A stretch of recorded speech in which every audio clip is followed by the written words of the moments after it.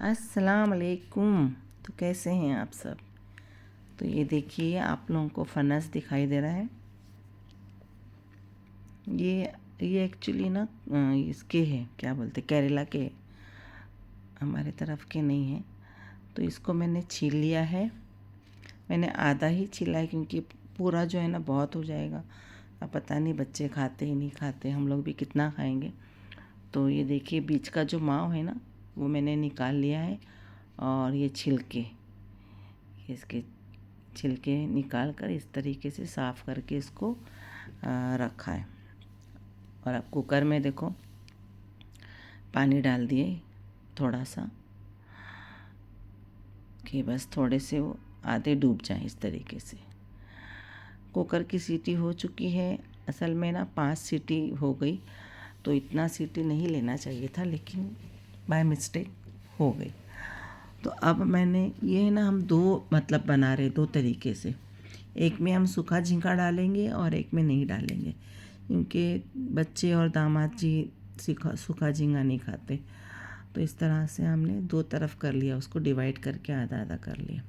और इसमें मसाले डाल दिए हमने। ये हमारे गांव का मसाला है, जिसमें धनिया, ज़ीरा और बड़ी सौंफ, काली मिरी उसमें मिक्स होती है हर लाल मिर्ची के साथ में। तो वो मसाला डाला है ताकि दूसरी कुछ चीज़ें डालने की फिर ज़रूरत नहीं है। और हल्दी, नमक, मिर्ची मैं थोड़ी थोड़ी डाल रही थी देख देख कर के कहीं तीखा ना हो जाए। अब वो उसमें कलर ही नहीं आ रहा था, कश्मीरी मिर्ची नहीं ना असल में, तो ये थोड़ा ऐसा कमी लग रही थी। तो फिर हम लोग बार बार डाल रहे थे उसमें मिर्ची। करीबन 2 टेबल स्पून डाले होंगे उसके अंदर लाल मिर्च पाउडर हमने, क्योंकि उसमें सब होता है ना तो थोड़ा ज़्यादा ही लगती है वो। ज़ीरा भी उसमें, धनिया भी उसमें, सब कुछ उसमें ही है। फिर हमने लाल बोलती हूँ, ऑयल डाल दिया उसमें। थोड़ी प्याज, शायद इसमें दिखाई नहीं मैंने, थोड़ा प्याज भी हमने कटिंग करके डाला था। 2-3 प्याज डाली थी, तो इसमें ज़्यादा डाले। और वो दूसरे जो हमने निकाल के रखी है ना थोड़ा अलग, उसको बगैर झींगे के बनाने की, तो उसमें भी थोड़ी सी हमने प्याज रख दी है। ये देखिए, फिर इसमें कम लगा तो फिर डाले हमने लाल मिर्च। दिख नहीं रहा था ना, वाइट वाइट दिख रही थी, तो वो हिसाब से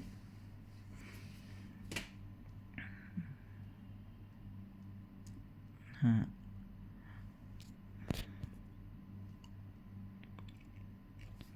अब दूसरी रेसिपी तैयार करेंगे। इसको भी ऐसे ही सेम जो कि मसाले हमने उसमें डाले, वो इसकी क्वांटिटी के हिसाब से इसमें डालेंगे। देखो प्याज, ये थोड़ी पाव हिस्सा हमने इसमें डाला। ये हल्दी गई इसके अंदर, और इसी तरह से लाल मसाला वगैरह डालकर हम लोग है ना नीचे ही सब मिला लेते हैं, देगची में भूनते नहीं हैं। इसको अच्छे से नीचे मिला के सब चढ़ा देते हैं पानी डाल के। ये देखो लाल मसाला वगैरह डाल दी मैंने। इससे पहले आपको दिखा दी थी मैंने जो दूसरी देगची बनी, तो इसमें भी हमने लाल मसाला डाल दिया है। और इसमें भी कम लग रहा है मसाला शायद से, तो और डाला जा रहा है। देखो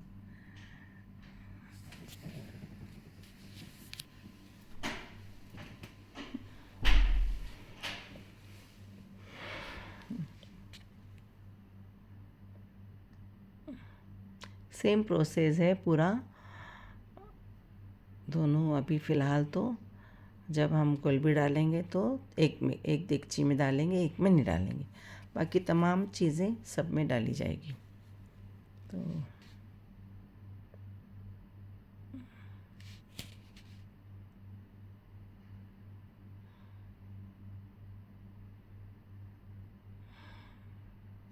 थोड़ा नरम ज़्यादा हो गई है, लेकिन टेस्ट है ना बिल्कुल शाक कैसे खाते हैं ना वैसा ही है। सिर्फ वहाँ पर थोड़े गड़े होते और यहाँ पर पत्तियाँ थी जो कि कौली थी, और उसका थोड़ा सा नीचे का हिस्सा लिया गया था नरम नरम वाला। तो थोड़ा सा नरम ज़्यादा होने से ना थोड़ा ये हुआ। लेकिन हम लोग वैसे भी शाक भी ना ज़्यादा ही गलाते, एकदम गला के खाते उसको, तो और ज़्यादा टेस्टी लगती है।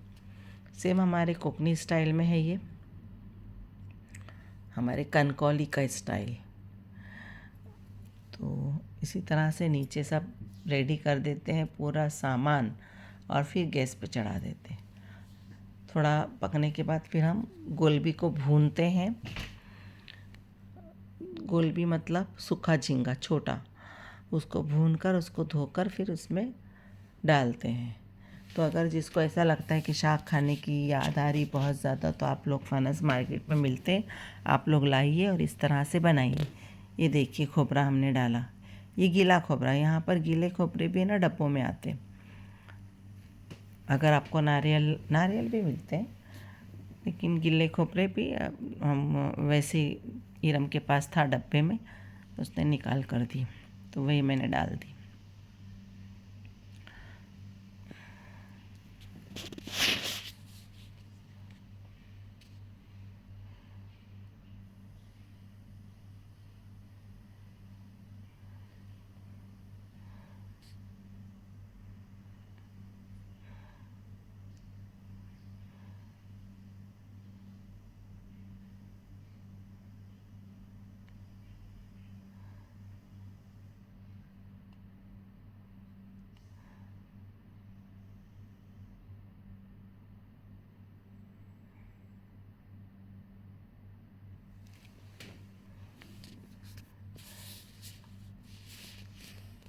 इसमें पानी है थोड़ा सा, अभी हम झींगा डालेंगे इसमें और फिर इसको ढक कर थोड़ा रखेंगे झींगा डालने के बाद,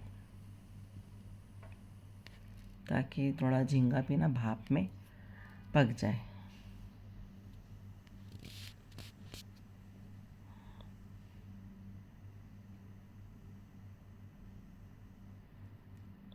ये गुठली देख रहे कि गल गई क्या, तो कौली थी गुठलियाँ तो गल गई थी आराम से। और हम लोग जब फनस की बनाते ना बड़े गरे की, तो उसकी गुठलियों को ना ऐसा क्या बोलते पत्थर से कुचलते हैं और फिर उसको डालते हैं। तो ये देखिए गुल भी अंदर चली गई है।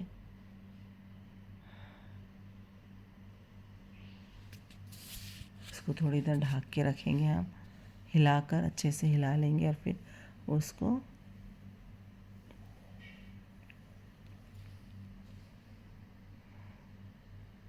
खाना पानी अच्छे से सुखा लेना।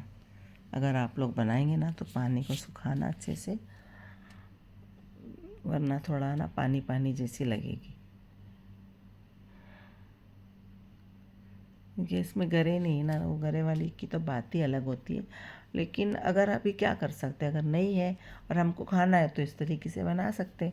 सीरम को बहुत दिनों से लग रहा था कि मुझे शाक खानी, मम्मी शाक खानी। अब वो ऐसे मौसम में आती है कि बेचारी उसको ना फनस मिलते हैं ना शाक मिलती। तो इसके लिए फिर वह वहाँ पर है ना मॉल में फनस दिखे, तो मैं बोली चल मैं तुझे बना कर देती हूँ।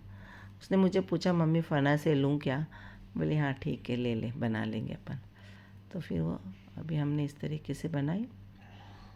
गोल भी डालने के बाद तो बहुत ही टेस्टी लगी थी, लेकिन सबकी अलग अलग पसंद होती है ना।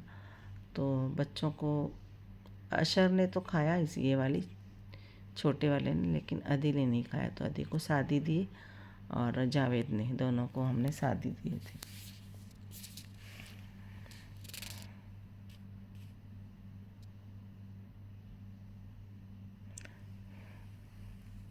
हम इसको ढक के थोड़ी देर रखेंगे, फिर गैस बंद कर देंगे।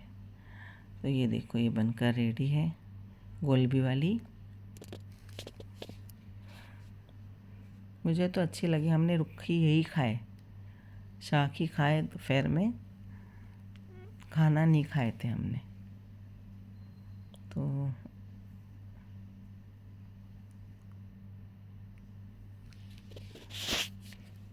पहली बात तो इरम है ना सलाद इतना अच्छा बनाती ना कि वही खा लो तो पेट भर जाता है।